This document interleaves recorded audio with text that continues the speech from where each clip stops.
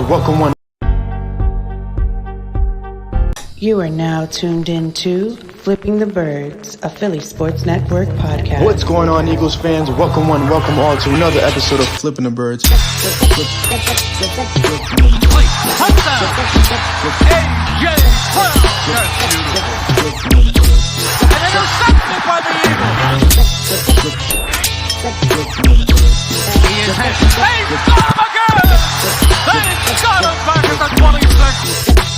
He's into the end zone. Touchdown, Eagles. What's going on, everyone? Welcome one, welcome all. Obviously, I am not Brian Cameron, which is why the intro was a little funky today. Our friend Brian Cameron is no longer with us because he is on vacation. So he will be back, I believe, on Tuesday. So for now, you're stuck with Eric and I.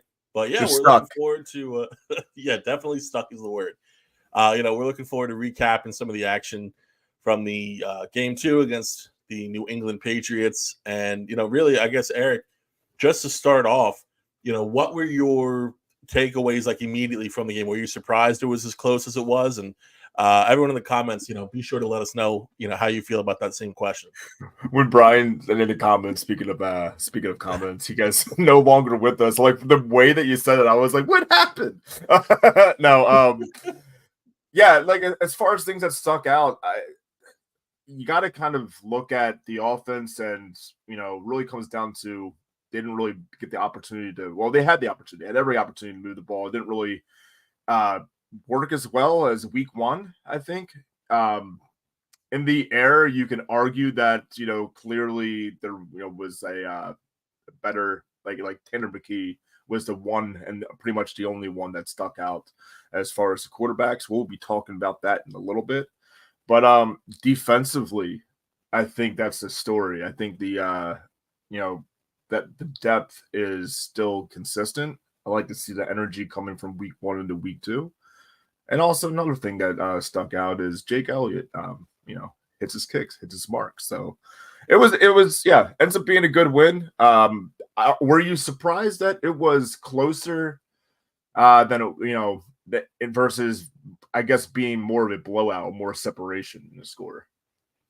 Well, my only, I would say, biggest surprise with that is that one Drake May series, right, where they scored the touchdown. I think outside of that, we're not really having that conversation because the game itself was not really as close as the final score, which I know is an old, tired saying, whatever. But I do think that considering how the Eagles have approached this preseason, very minimal starters getting any action, especially on offense. I'm not overly surprised just because of that. Now, this New England roster, they let everyone play. The roster is terrible. I get that. So their first string is comparable to, like the second, sometimes even third string on more competitive teams. But, even with that being said, I think the team overall performed well, especially, the Eagles really came alive late. I wonder what happened there, possibly a change at QB. But, one of the most shocking things I think of the entire game, Kenny Pickett went 11 of 13. Right, his completion rate, and he had a bad game. That's the thing is it's so easy to just box score watch and say oh, Kenny Pickett wasn't that bad. He was 11 of 13. Like any quarterback, you would love for that quarterback to be 11 of 13 after the game. And then if you actually watch the game, if you watch the tape, that is not a strong 11 and 13. So Kenny Pickett still has a lot to do to win me over. But the accuracy by the Eagles quarterbacks was pretty quality overall. It was a matter of how truly valuable those completions were. Yeah, kind of going off that beat, after week 2, I think the thoughts certainly is becoming that Tanner McKee should absolutely be in the conversation to back up Jalen Hurts. Now, when you look and to your point, right? He only threw. We're talking about Pickett here. He only threw for 67 yards. Like you said, 11 for 13. Will Greer had 5 throws 35 yards, 3 for 5. So he accumulated more than half of what Kenny Pickett did when going 11 for 13. If you can game manage, and like you said, you can watch the box score, you can look at the rating and say it's not a bad rating, but yeah, okay, we do expect you to complete your passes at a high rate when you're averaging 5 yards, downfield a pass.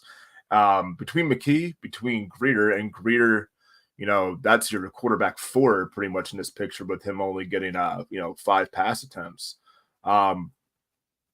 They both averaged, and this is McKee and Greer, they both average in the 7s per completion.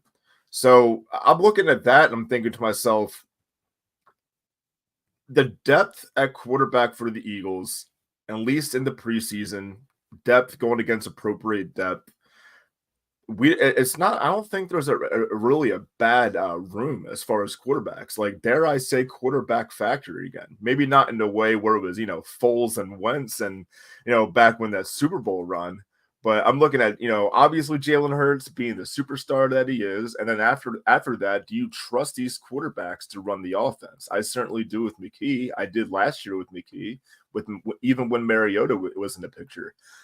I might even make the case now that not only should McKee have the quarterback 2 position, but we're seeing too safe of an effort from Pickett each week, where I kind of want to see how Greer, if he gets extended time in week 3, plays. And now what do you do with Pickett? Is he expendable, or can you just call Greer up the depth chart and have the pretty much the same result? Yeah, I think the quarterback factory is fully functioning at the moment. I don't think, like you said, it's not like with Jalen Hurts. This is not starting caliber, at least at this point, quarterback factory. Even though Pickett's had time as a starter, it also looks as though McKee could potentially develop into a low-end starter. I'd probably put that at his ceiling, probably a Folesian backup type, maybe not as clutch. Well, likely not as clutch. But, that's kind of the level it looks like so far. But we'll see where he can take his game. The big question that I have is, how many of these guys are going to be here once the season starts? Obviously, we're seeing quarterbacks, I don't want to say drop across the league, but there's a notable absence in Minnesota. Now, they went out, they did make a signing, not anything really notable. But I think it was Matt Corral, and it's like, who's that really inspiring? But then again, it's Minnesota, so who are they really inspiring? But for teams that are looking for, whether it's starting quarterback or more than likely in the situation backup quarterbacks, because there definitely is a desire to have backups across the league. I do wonder if Kenny Pickett or even Tanner McKee could be on the move in a potential deal. We know that Howie likes getting that value back. If there's a team that says, because remember, the Eagles didn't give up a 4th-round pick for Kenny Pickett. That's right. Often said, but that's not exactly what happened. They moved down in the draft for Kenny Pickett. The value was very minimal. We're talking about true value of probably around like a 7th, a 6th, the most round pick. So if they're able to recoup, say, a 4th or a quality 5th for Kenny Pickett, that's a move that they might make. If they're able to get a 4th or even potentially a low-end 3rd for Tanner McKee, that's something that I could see them possibly making there. But as far as, who should be the QB2 for this season, I mean, that's the difficulty there is that McKee just doesn't have the regular season reps. And say what you will about Kenny Pickett, and he's played bad even when he has had those regular season reps. Yeah. But with the support of a full starting roster around him, I do wonder what he would look like in that situation. And for me, with that QB2, I'm looking for more of that like game manager Gardner Minshew type. And I think that might possibly be closer to Kenny Pickett. So one thing that he did not have going for him in this game was he did not have protection.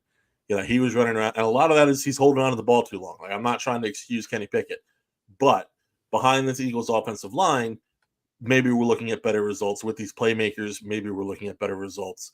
I don't think we're going to know that until we're, hopefully we never find out, but it's going to take a minute to know. Yeah, Pickett took 4 sacks, lost to 24 yards total. You're right, though. It is kind of hard, to remember. I mean, even though we are watching all backups pretty much in there for our offense, but it's like, what would Pickett look like with Devonta Smith, with A.J. Brown, with all of those guys in the actual line? And then, probably not these same numbers. Maybe don't use them as safely because you trust the receivers to go up for you and make a play.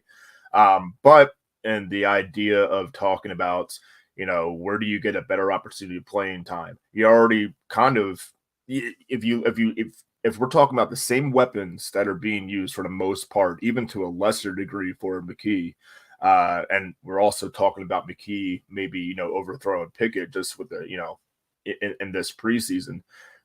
I know a team that could use somebody like a McKee or Pickett, and probably for their, to improve them. And it's literally the Patriots.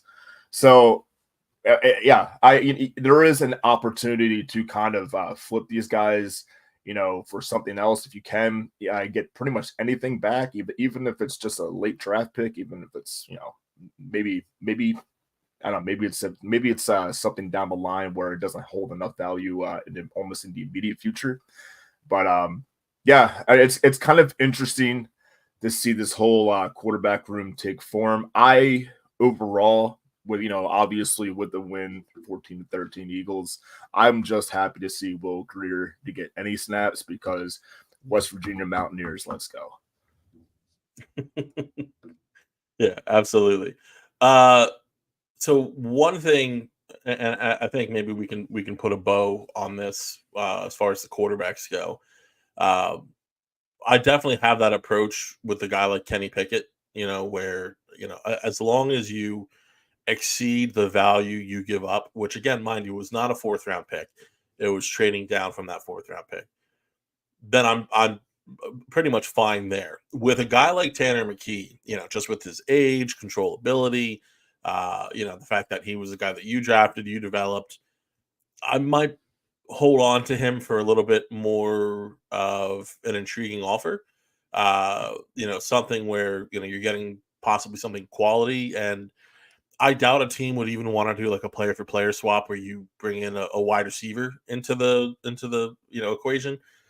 I wouldn't necessarily write that off, but it's definitely something that uh, is of interest to me. So whether it is a pick, whether it is a player, we'll see what happens. But I don't expect that move to happen. I know we're coming right up against the season. I still don't expect that move yet. I expect them to work through the preseason, not to be morbid about it, but to see if there are any more injuries here or there, because that's what this time of year is for. I mean, that's why James Bradbury's still on the roster, mind you.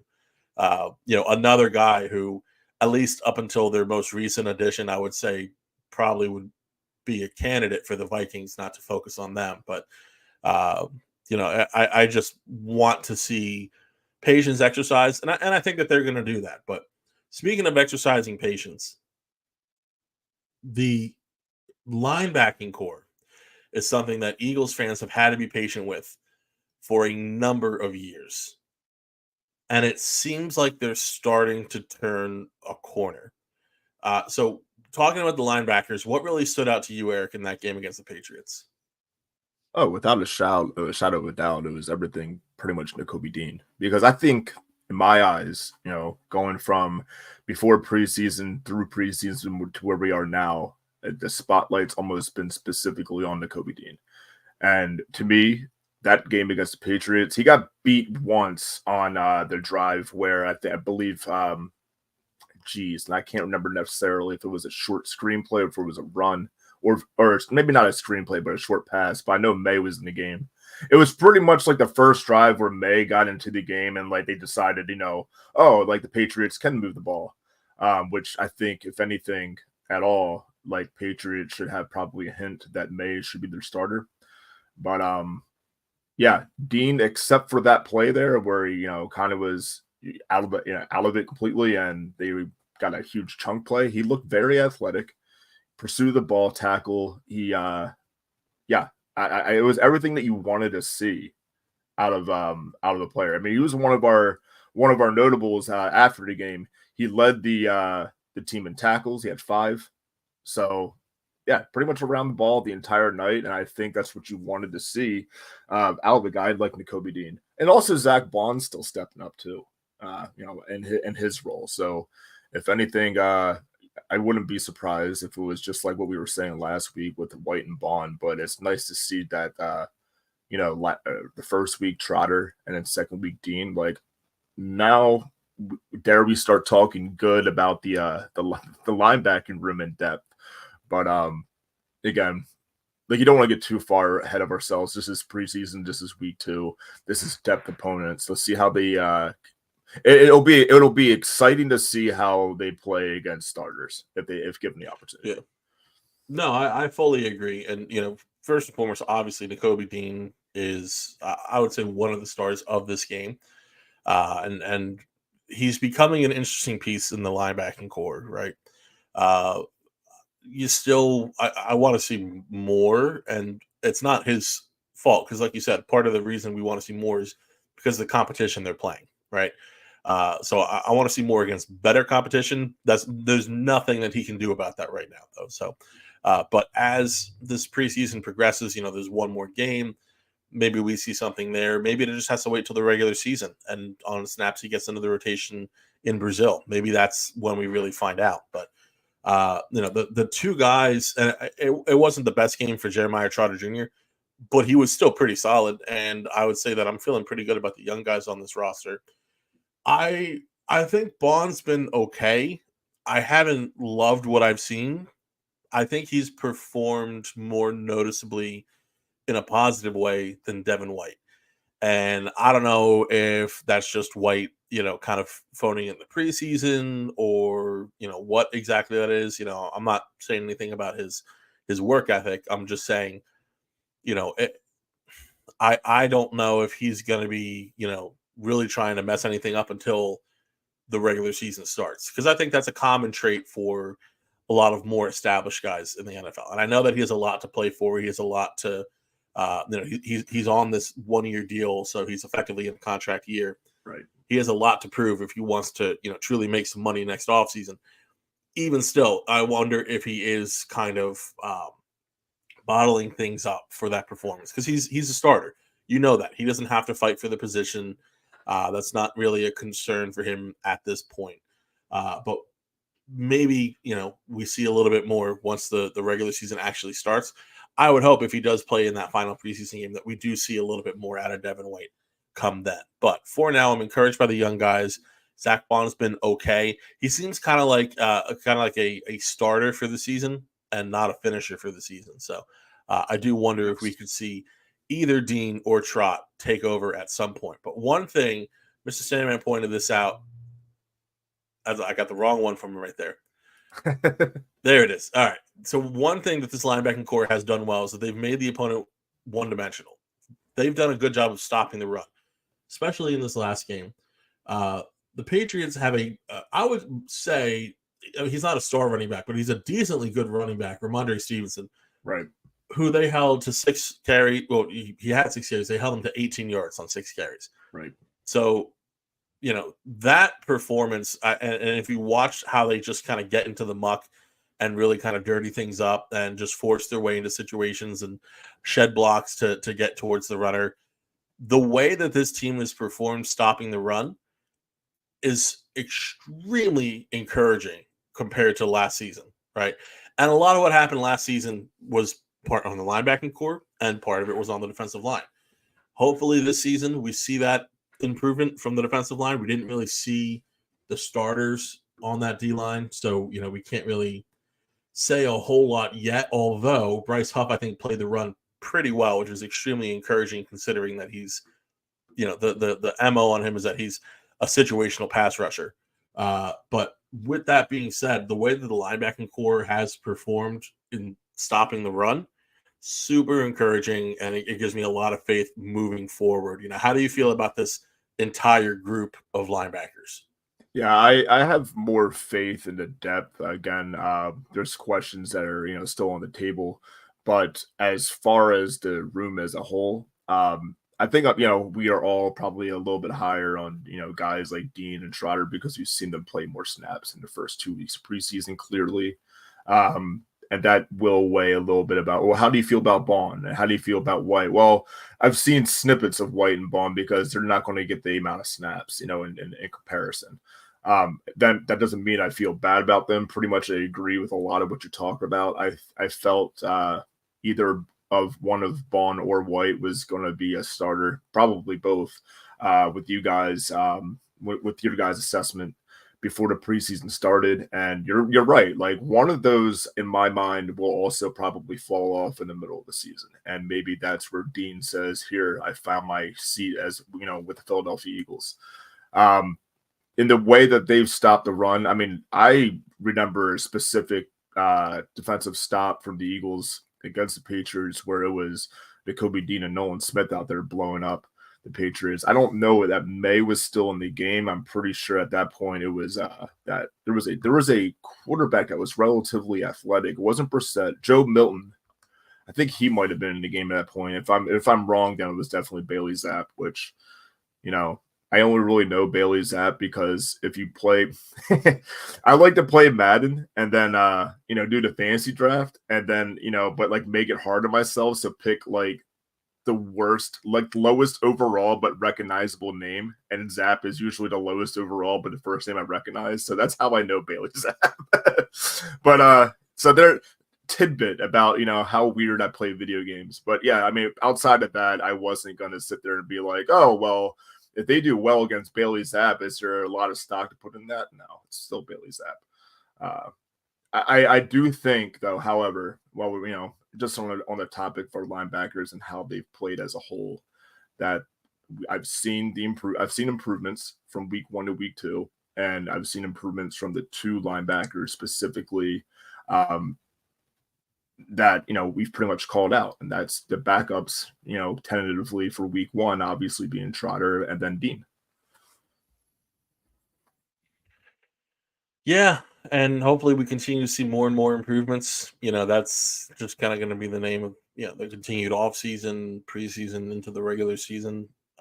But seeing those improvements specifically from Dean, it is very encouraging. I don't want to go and say it's huge because we don't want to overstate it, but considering that I maybe not even consensus, but overwhelming feeling was that the Eagles could perhaps be looking at a bust with Nakobe Dean.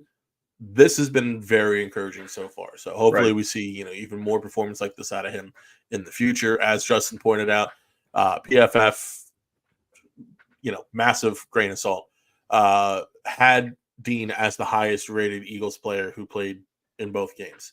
So I mean listen, I don't take it as a bad thing when you rank well with PFF. It's just maybe it's not the end all be all, So, but again, that's also as Justin pointed out. We all dislike PFF, but if it agrees with me, then it's okay.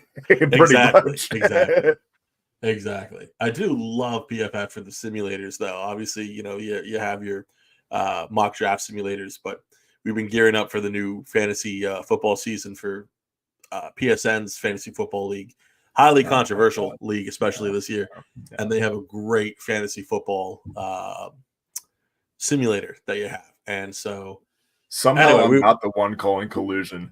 It's usually me. Somehow it's not me this time. It is usually you. Yeah. Well, I've reached out to several people, and nobody's willing to trade with me this year. So I don't think you'll have to worry. I was the only one, and then I bailed on it.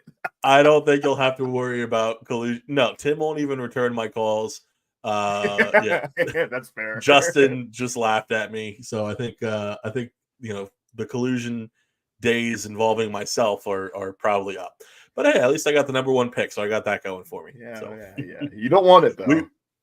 I don't love it, right? All right, so everyone in the chat, Eric and I don't want to say we got into it. It was a cordial conversation. No, it was a good negotiation talk. So, okay. So I disagree that it was a negotiation talk. We're going to come right back to this Eagles game in 2 seconds, but yeah, this is super important. So when we were discussing it, right? So Eric, can I out your pick? Can I make that public knowledge? I mean, I don't think it's changing. So yeah. No, it's well. I mean, unless you trade it. But so anyway, he has the 8th pick. We're in a 12 person league in this PSN league, and so Eric and I, Yes, in a snake draft. That's important to mention. So that's why I don't love the number 1 overall pick, right? So when you're in, and people in the chat, let me know if I'm wrong or if you agree, right? So the number 1 pick in a fantasy football draft, there are 3 players who you can effectively take number 1 overall and not be deemed ridiculous. And I'm talking about this season. So Justin Jefferson's not one of those 3. The 3 are Christian McCaffrey, Tyreek Hill, and CeeDee Lamb. CeeDee Lamb's in the middle of a huge contract situation. The Dolphins are in the midst of constant flux. And while Tua's extremely accurate, he's not exactly a gunslinger. So I always have a little bit of worry all with the time either. So well, Tyreek Smith, you have to wonder about the hamstring. It's just, with a guy that fast, that's always on the back of your mind. But then injury concerns are obviously huge with Christian McCaffrey as well. And potentially without Brandon Ayuk, you have to wonder, our defense is going to try and key in even more on McCaffrey. What's that situation effectively going to look like? So basically on top of that, I'll just say it now, I'm taking Christian McCaffrey and there's nothing I anyone would can do too. to Out of stop me. those 3, that's what I was saying. So No, exactly. Yeah, just it's a full PPR league, so Yeah. a running back who can be a pass catching option like McCaffrey, and also just run up and down the field. That's the obvious choice, right? So the bigger problem that I have with it, obviously, if that guy is not the top performing player in the league, then you effectively lost, right? But even for getting that risk, the bigger thing is just the way that the snake format works. Every even round that you have, that pick sucks. You get the last pick in every single even round. And I get you have the back-to-back. I don't know. I just like the idea of being able to get maybe those first, let's say 3 top, whatever the case is, top 30-ish picks if you're able to get something like that. So that's just me. That's enough fantasy football for today. We will be streaming the fantasy draft, so look out for an announcement about that. But it'll be a fun night. So definitely come on out and watch that and join the chat and just have a good time with that. But back to the Eagles. Yeah, back to the Eagles.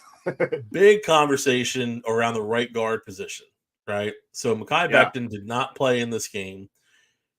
Tyler Steen did, and then Steen had to leave the game due to an ankle injury. How do you feel like this injury has affected the guard battle for starting position? And, where do you really see this whole thing heading to? I think you nailed it when you said that Becton didn't play. That probably sort of wraps up that Becton is probably the starter here. And obviously what we know during that game with the Patriots or even after, Steen left that game.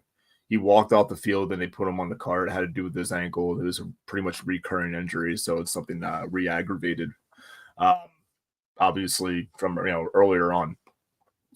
They put in Gates, I believe, which is that acquisition that was from the Commanders and the Giants. That's fine. I personally didn't think that Gates had a terrible game. I think the only thing that stands out about him is that he does first and foremost positive. He is a animal because he's out there with no tape on his wrist, no gloves, just barehanded doing things. But the only negative is sometimes he tracks the penalties. But so it's really not that, not too much of a trade-off, not too much of an improvement there. But I don't think there's a lot to worry about with Steen. I don't think the injury is going to be something that's, going to keep him out for an extended time. That's going to wipe him away from being effective depth. But as far as the battle of right guard, I do believe it's probably over as of right now, and your starting guard is going to be Mekhi Becton. Yeah, I fully agree. Duck says it too. Becton has a position. Part of that, yes, has been that Steen has not been healthy. I don't think his play has screamed winning the starting battle. But Mekhi Becton's also performed very well. Don't let the puke fool you. He's been working, really hard. He's been looking, I think, fantastic. He's like a mammoth there at the guard spot. And he's very strong athletically, right? So I think he's somebody who the Eagles feel pretty confident about putting him in that starting lineup. The experience also helps immensely.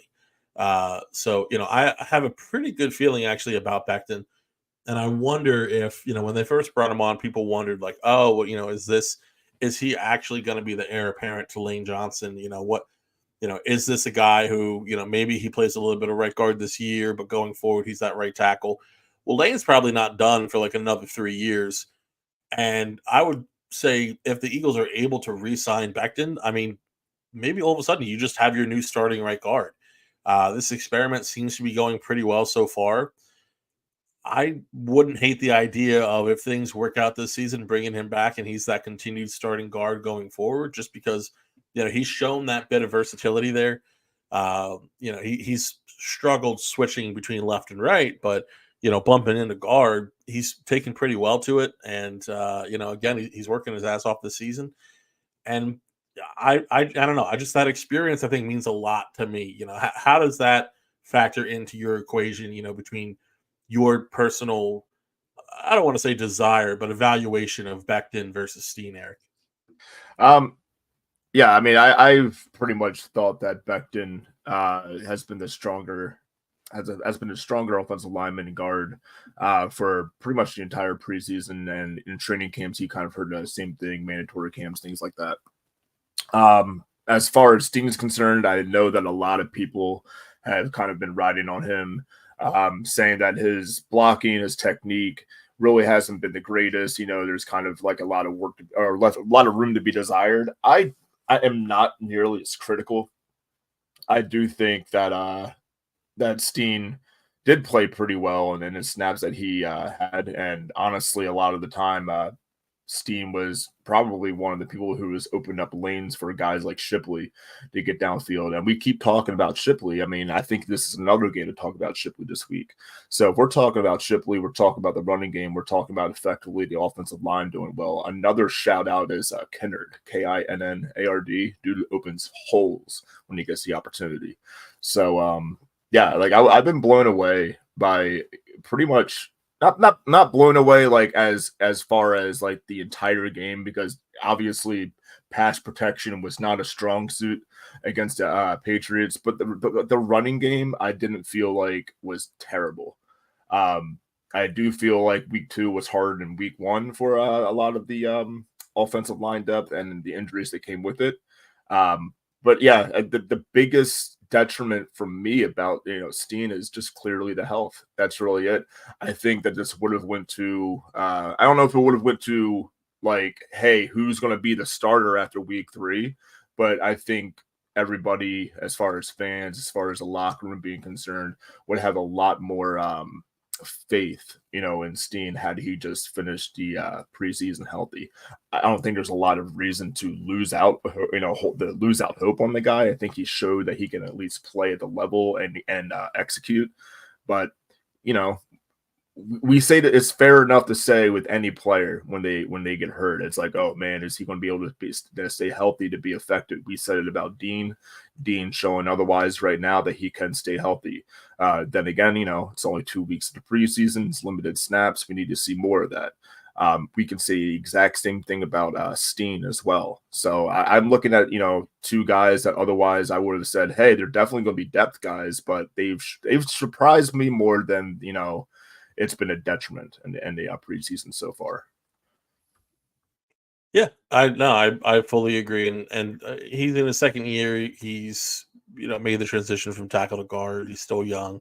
Yeah, give him time, but he doesn't have to have that time as a starter. So I'm not overly concerned by that. Like Doug says, everyone be sure to hit that like button, okay, just to show your appreciation. Sorry, just got a notification across my desk here. Always moving and shaking. You know how it is. Yeah, but so the right guard position, just getting back to that, I'm not in a rush for Tyler Steen. I on top of that, the Eagles are in a position like I don't want to say Super Bowl or bust, but Super Bowl is the desire, right? It's not as if you're going to blow up the team, but Super Bowl is the desire, and they need to field the most competitive team. Right now, Mekhi Becton gives you that advantage there. So, finally, I guess, for our final full segment of this show, We're going to go with a little bit of a this or that here. So, Eric, do you want to kick us off here? Yeah, I'm just going to say probably this and that, just a little bit of odds and ends there, not this or that, like we're comparing stuff. So that's on. Whoops. Anyway, but so yeah, first thing I wanted to talk about here, Cooper DeJean. He's in pads. He went through individual drills. He did not get in against the Patriots unless I missed it. I was coming home from disc golfing, so I missed a lot of the first half. So unless I missed something there, I did not see him in the game. I did not hear him in the game. And when they showed him on camera, he looked pretty clean on the sideline, not in pads. So that being the case, what do you think? Like, how do you think, I should say, the Eagles use a DeJean, and, will he play in week 3 of the preseason? Yeah, whether or not he'll play in week 3 is interesting. I would say that I don't expect him to play just because I see the ramp up, being a real thing. Them taking their time, not wanting to get him re-injured, of course. For me, I see him kind of playing that depth chess piece kind of move, kind of like a lot we talked about him during the pre-draft process, where he can kind of play here, there, everywhere. I think that's still pretty true for his play. He's probably going to play a little bit in the slot, a little bit in the box. I don't see him playing much on the outside just because of the depth that the team currently has. You can argue the star talent isn't there because there's so much youth. But you're going to have Darius Slay, who for the most part is going to be a fixture out there. Keely Ringo's looked, I would say, strong. I know he gave up a touchdown, but I think that was just a great throw. I think Keely Ringo has looked very strong this preseason. Obviously, in addition to him, you have Isaiah Rodgers and Keon Mitchell, who Rodgers I'm hopeful for. Mitchell, I think, has also shown really good things. Who I think they're saying Mitchell's going to be playing the slot. But I don't even know if Mitchell's going to start because Avonte Maddox is, your starting nickel.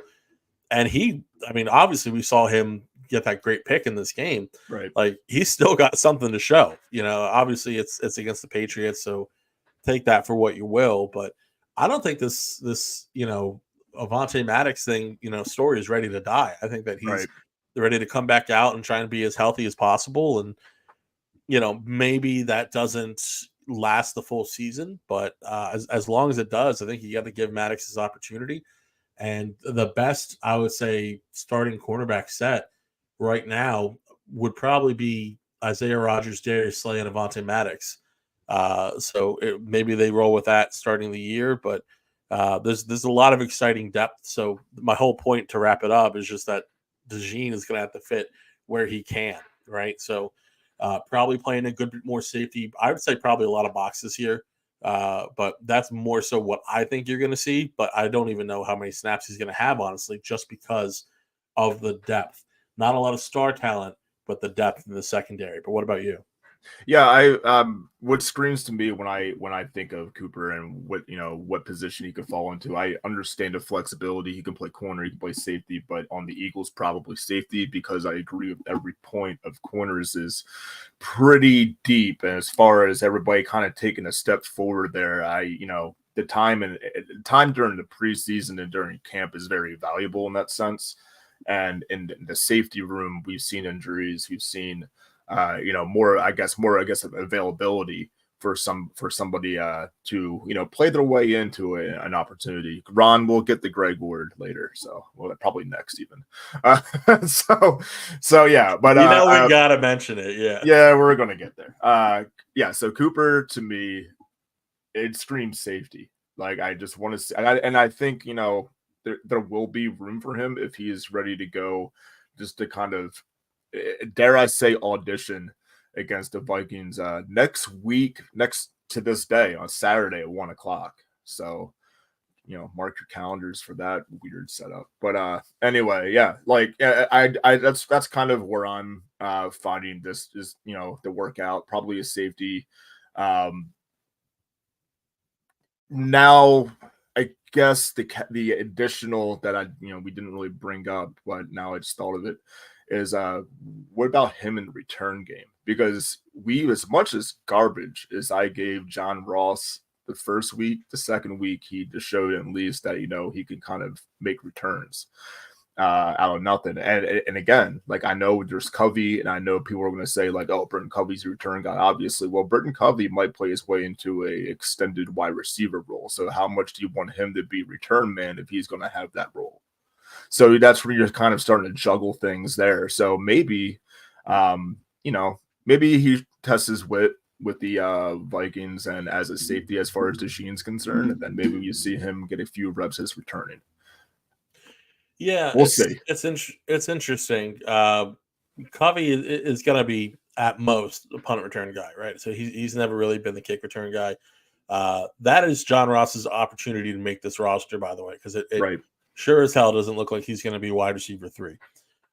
So if he does not make the roster for this reason, or that reason, Cooper DeJean then I do think could be a candidate to potentially be the kick returner there.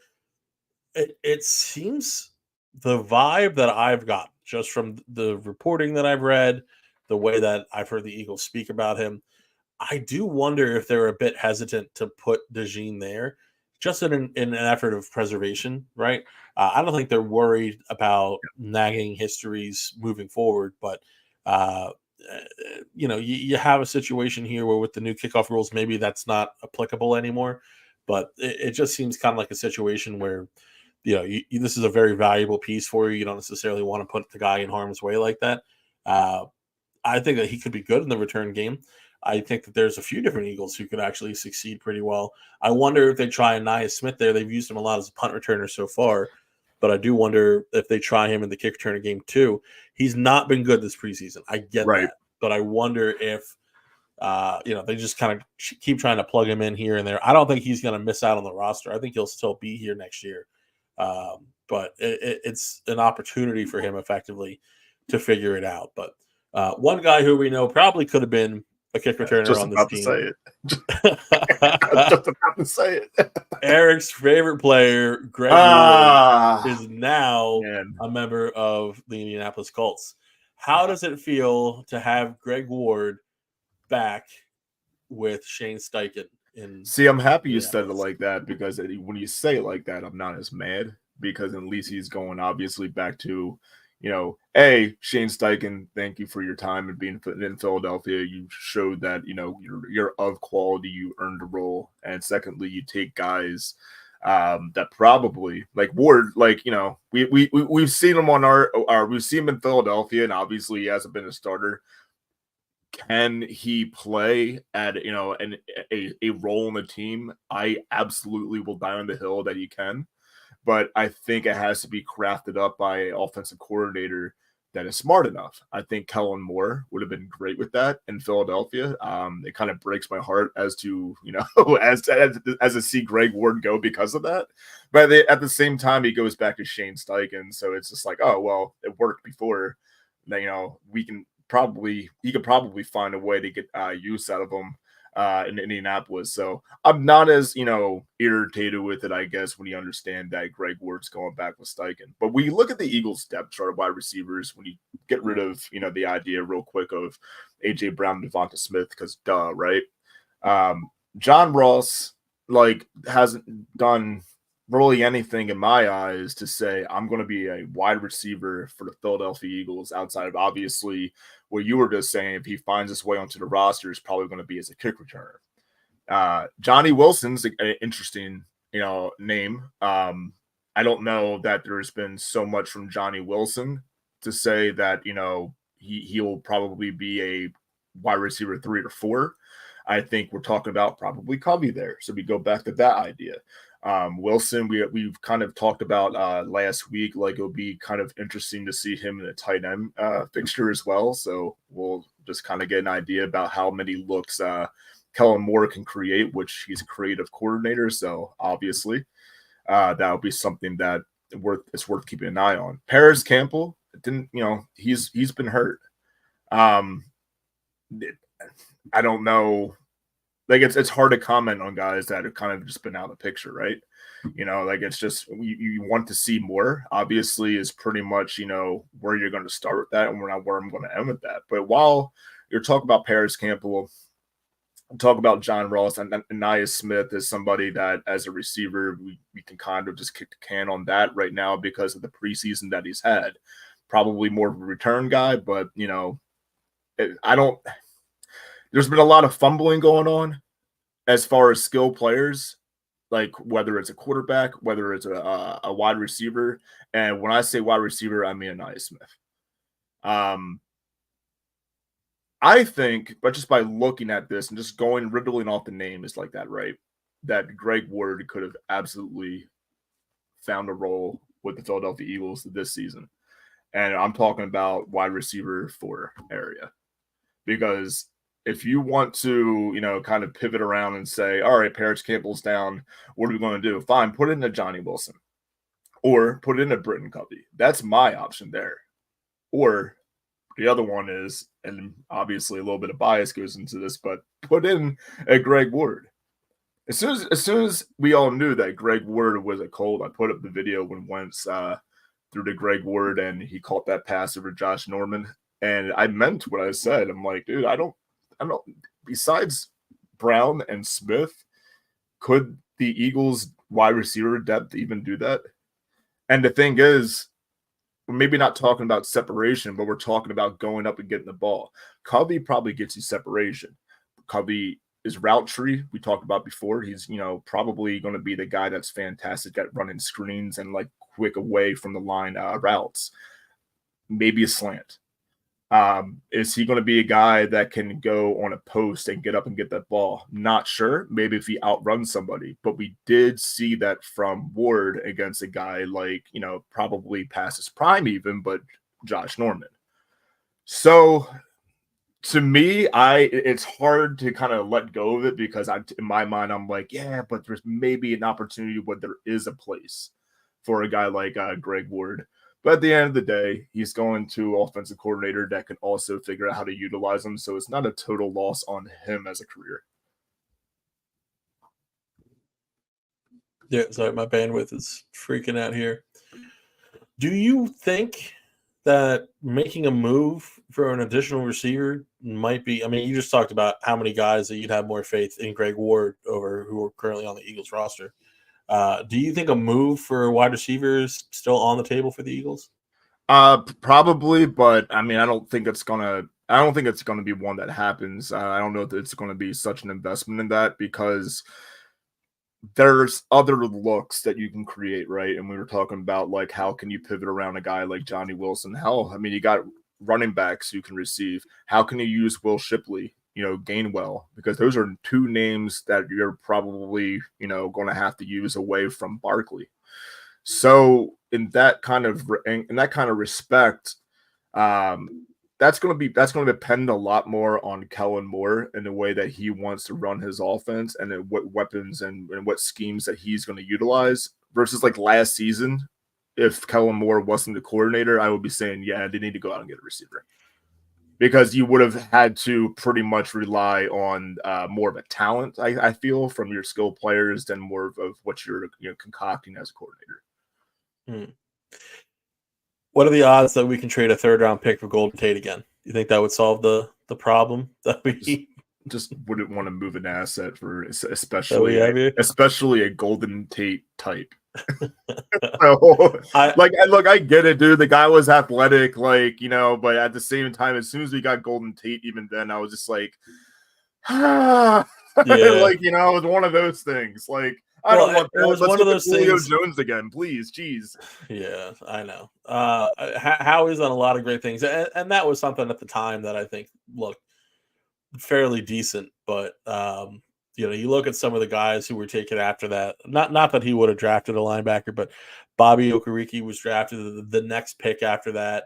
You had decent depth guys like Connor McGovern would have been fine. Or Shane Jimenez, who actually plays for the Patriots. He was just playing in this past game. So I only say that to say that I'm not in a rush to give up like quality draft assets for a guy. I'd rather see if somebody maybe kind of falls off a roster between now and the start of the season and kind of just pick the pile at that point. But I feel decent about Covey. I'm hopeful for Paris Campbell. So maybe we do, maybe we see the Eagles go for like a midseason trade something such as that. But and for all intents and purposes of being a quarterback factory, you could have got Greg Ward there to battle with Will Greer and Pickett if we're so sold on McKee, which at this point I'm a little bit more sold on McKee. So. Well, the one good thing is that, now that Greg Ward is on a roster, you have the opportunity to trade for Greg Ward, something that you did not have. Yeah, I can't wait. I'll give you a first-round pick next year for Greg Ward. Yeah, right. But, speaking of trades, let's talk about this real quick. Speaking of trades, dude, what's going on with Hassan Reddick and the Jets, dude? Oof. What's going? I want to be traded from the Eagles. Yeah. Fine. I want to be traded from the Jets. What? I want to go to Otakon. Okay. The one thing I will say about Hassan Reddick, he's been consistent throughout this process. As far as the New York Jets are concerned, how stupid do you have to be to trade for a guy who is sitting out because he wants a new contract and not have an understanding of what you would have to pay that guy for him to agree to that contract? Like, it's not that the Jets didn't want to extend him or redo his contract. The salary was I think it was like $5 million off or something like that a year, like annually.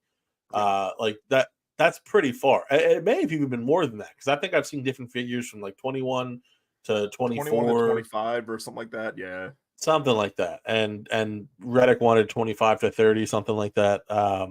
Which at this point, I don't even know if he gets that if he enters free agency and enters the bidding war. But I don't know, man. I would take him back in a heartbeat if that's what we're effectively getting back towards. I would take him back. I'm not giving up what the Jets gave to get him in the first place, but if they want to recoup, like partial assets, like, shoot, I'll even give you a conditional fourth, like, based on like, so if it effectively works out, because the verbiage of the trade, I don't think it's been confirmed yet. Brian has a Jets source who says that it will transfer over. So whatever team gets Reddick, I think that the criteria was plays more than 2/3 of the defensive snaps, and it's either or gets 10 sacks. I believe it is or 10 sacks. I feel pretty good about either of those, to be honest with you. So if either of those happens, then it becomes a second round pick. So if you're going to be like, hey, I'll give you, a conditional, fourth into a third. So if he meets that criteria, it turns into a third round pick. Listen, none the wiser. Reddick's back on the Eagles. They trade a third for a second. I expect the Jets pick to be higher than the Eagles. I would love a scenario like that. What I would love even more is what Ron suggests here, trading Bradbury for Reddick. I don't even know in what world that's possible, but I would take it 10 times out of 10. It's the Jets world, dude. I am fully on top of that kind of move. Listen, the Jets, and I know the New York Jets are listening to this podcast. Joe Douglas, Joey, you need a corner, Bradbury's your guy. You need a safety, Bradbury's your guy. Can he play edge? Can James Bradbury play edge? We haven't seen that he can. So if you're looking to replace Hassan Reddick's production, we have not proven that James Bradbury cannot do that. So, hey, can Bradbury play quarterback in case Aaron Rodgers at 51 goes down again? In case, then maybe, possibly. Hey, Bradbury's probably thrown a football before. Just gonna say it. I would imagine he had. Listen, everybody at one point was the quarterback of like their high school team or whatever. Like that's if you're good enough to make the NFL, that's typically how it's been. I was the quarterback of my backyard, so whatever. So this is interesting. Duck brings this up. I think Reddick was the locker room leak that helped kill us last season. Yes. He might be a locker room cancer. Okay, so here's so that's what I was going to say when you were talking about that, because wasn't he going off assignment and just trying to sack count? And that's what the whole idea was last year. There was like a narrative about that. Yeah, and I think that I think there's some truth to that. As far as him and the punchback has been, sacks are bad now. Kind of like how not throwing interceptions are bad now. But the thing with Reddick is like. It's not that sacks are bad. It's that you have to play within your assigned role. And if you're playing out of role, it throws off the entire defense, right? So, it's all part of, like a well-oiled machine. Like you can't have like this piston misfiring and expect the engine to run fine. Like you need everybody, operating effectively at full capacity in the roles that they're assigned. That was the problem with him sack hunting last season. So the thing too is that if the Eagles do reacquire him, they're going to have to pay him. That's the big problem with this potential deal. The Eagles didn't want to pay him before. What makes you think they want to pay him now? The price clearly hasn't gone down. Otherwise, he would have an extension with the Jets. So, if that's the case, I just don't know how this situation gets solved back in Philadelphia. I'm not sure about him being a locker room leak. I can't speak on that. What I can say is on the field, there were certain issues.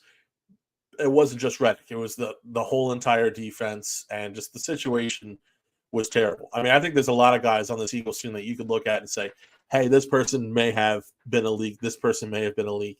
But the one thing, and I know it's a tired old saying, but it's honest to goodness true, winning cures everything. Yes. Right? So if the Eagles are winning, if guys are paid, these are not conversations that are being had. Right? So as the team is currently set up, and I do expect them to do a fair amount of winning this season, I think that we're looking at a much better vibe setup than last year. Bringing in Reddick, I don't think would throw that off necessarily in terms of having him in the locker room. What I am worried about is if he would even play for the Eagles, Right. which would throw off like the on the field presence. So that's Yeah. a little bit more what I'm worried about there. Even just defensively speaking, anytime you got two coordinators coming in, right? And that's just throwing off the whole thing, because who do you listen to? Who has the room at that point? That's a legitimate question that needs answers. And then, right, the whole idea last year that there was this kind of narrative that Reddick was like, all right, I'm not dropping back. I'm going for sacks. Like that's how he wanted to go about. Yeah, well, that's what I'm just going to say, Ron. Fangio wouldn't put up with Reddick freelancing, because the whole idea last year was these defensive coordinators that we had were kind of disciples of Fangio. Fangio is going to ask him to do pretty much the same thing, and if he's not willing to play, Fangio, he's different. He's not going to let that go down. That's a huge point. So even at that, you got to understand, and everybody does here. He's asking for, a lot of money, and is it worth it? First off, and then to get him back here, you have to leave at least some draft capital to the Jets to get him back here. And would he even fit in the locker room, the scheme? Would he even listen? Is he just one of those like, hey, I'm gonna do my own thing. Thank you for giving me the bag one more year. Then not show up at training camp next year. If he does get the 10 sacks, right, and he's sitting there saying, I got sacks again, I'm doing what I've always done, I expect to get paid. Is it going to be one of those situations where we're just talking about the same narrative during the offseason just next year, but maybe in Philadelphia, if your hypothetical were to work out? All of that stuff I'm allergic to it. So let's just not touch it. It's just one of those things where, he wanted his trade from Philly, and then now he wants to trade from his new team before the new season begins. It's all wild. It's all absolutely insane. But at the end of the day, we got our conditional and we got Bryce Huff fleecing. And by the way, that doesn't even stop there with the Jets that we got that we're working out in Philadelphia, because then you got Becton. So we're, Jets, give us your misfits, if you will. If that's what you want to call them, we'll turn them into starters. So, yes, I very much consider Garrett Wilson a misfit as well. So please, Jets, send Garrett Wilson. Is Breece Hall still there? We'll just have him and total misfit, Breece Hall for sure. One more thing I just want to say, on tail end. Well, I guess a couple things. Ducko and Ario Speedwagon heard it from a friend who heard it from a friend. I cannot say that friend is wrong. I just merely cannot confirm it. That is the only reason that I have not said anything completely solid on it. I think that money talks, and beyond that, a lack of money makes people talk. So it's definitely a possibility. I simply just can't confirm the story. when And you this is talk about just, Reddick, the idea that we've heard. It's not necessarily like I'm never going to sit there and say this person said that. Kind of like yes. through the grapevine, this is what I happen to understand. Sure, exactly. But when we're talking about acquisitions, and we've been talking about trades for a little bit now. We're talking about trades at the edge rusher position too. I'm much more interested in finding the next deal for a Brian Burns type than I am in reacquiring Hassan Reddick, right? And so what I mean by that is, and it kind of sucks because you think maybe Matthew Judon was that guy, and the Eagles missed out on him as well. But the next edge rusher who is, and I don't know that Burns is elite at this point anymore, but we'll say high end. The next high end rusher to truly be made available, that's the guy that I'm looking to go after. I don't even know that Hassan Reddick is in that category. I think that he's like a step down.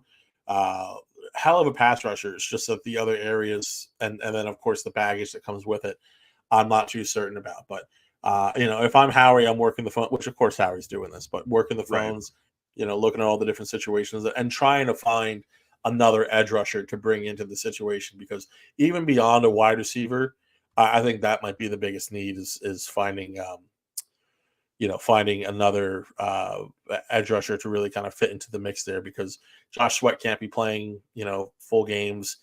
The same is more than likely true for Bryce Huff, at least from what we've seen so far. And we still don't really know what we have in Nolan Smith. So that's just my take. I'm happy with obviously I think everybody so far with as far as being Eagles fans is concerned is pretty happy with the way that Nolan Smith's preseason is going. One of the things to point out as well is the Jets have at least released a statement that they're not dealing Reddick. So I guess whatever's going to happen there is going to happen internally, and whoops, at the end of the day. But Howie is on record saying that that he knew that Reddick was going to ask for a ton of money, and he, pretty much wasn't going to go about it that way. So there's that. There's two things I can at least say that I've found, sources and, articles that have already been published that say those two things. So there's that. Yeah.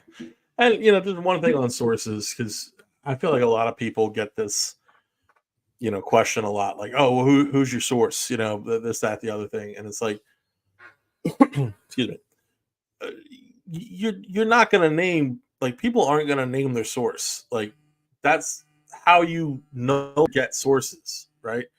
So you can't source, and Duck, even brings it up, for feeding someone's ego or whatever. Like, you can't, and this is from like somebody who has received source information, like some that I've put out there and some that I've not. Like, you do not out your sources, because you will get no more sources. Like, that is how it works. So you will find times where you come across people who, whether it's in articles or whether it's online, they'll say, sources said this or that. And yes, sometimes complete bullshit. Other times it is not. Whether or not it is bullshit, if they are smart, will not tell you who their sources are, because again, that's how you ruin relationships. It is, I don't think about the right way to phrase this. Just answer person. When someone says sources, I say person. Yeah, that's it. That's all we got. I'm gonna give you a general, because you know better, dude. Like, you're just trying to. People have various connections. Like, it is easier than some might expect to build connections if you know how to do it. Is what I will say. So those connections, those sources could be a wide variety of things. I'm not going to get into what those things are, but the whole, like, well, who's your source? Like, that's a tired thing, and I can't stand it. So I see it all the time, but we're up against it. We're already past an hour. Thank you so much, everybody, I know it just kind of flew by. Thank you, everyone, for watching, for commenting. We had some great conversation going on today. Shout out to everyone who liked this. If you have not yet, please be sure to leave a like. We really appreciate it. We love having you all here. I created a French flag. I saw that as you were wrapping that up. It is kind of hilarious. Okay. All right. Well, it's also the colors of the American flag. So I feel like we can toss that out there too. We don't have to go. And I think it's pretty clear based on what you can see back there. who I was rooting for in that situation as well. Let's not, let's who not was better forget toast, that. Texas or France? Zach. Oh, that's tough. See, yeah, Texas toast is pretty solid, but it's also just a weaker version of garlic bread. For me, I might have to go. Duck, I cannot arrange jerseys in the form of the American flag. I don't know what you want from me. I cannot arrange. I'm not going to cut them up. All right, that's the start and the end of the process back there. You show some respect, okay? With Joel Embiid, courtesy of Dwani, settled nicely in between. You don't want me on a Sixers podcast because I've had wild theories ever since the Olympics, where it's never mind. I'm not going to go down that rabbit hole. I'm not going to do it. We don't have enough time. We'll have you on still processing sometime so we can. Forewarning. We'll get you and Tim on for the same podcast, and we'll just that tell works. everyone not to watch that week. Okay, that works. Thanks again, everyone, so much. Yeah.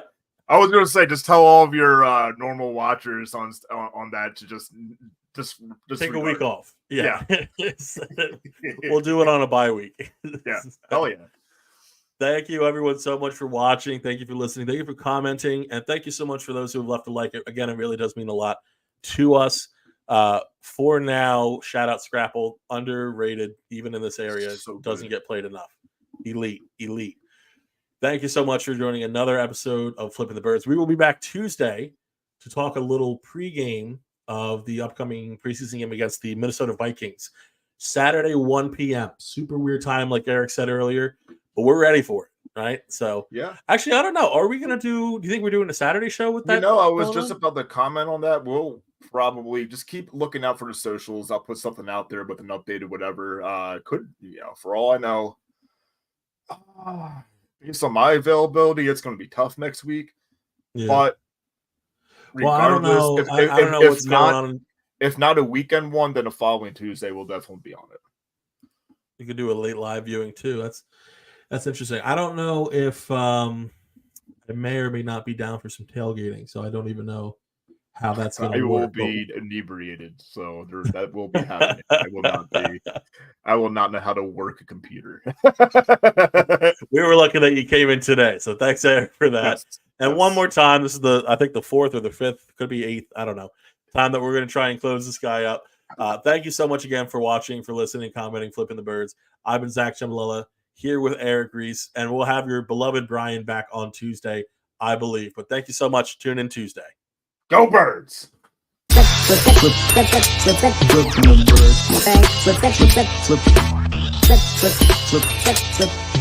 Birds.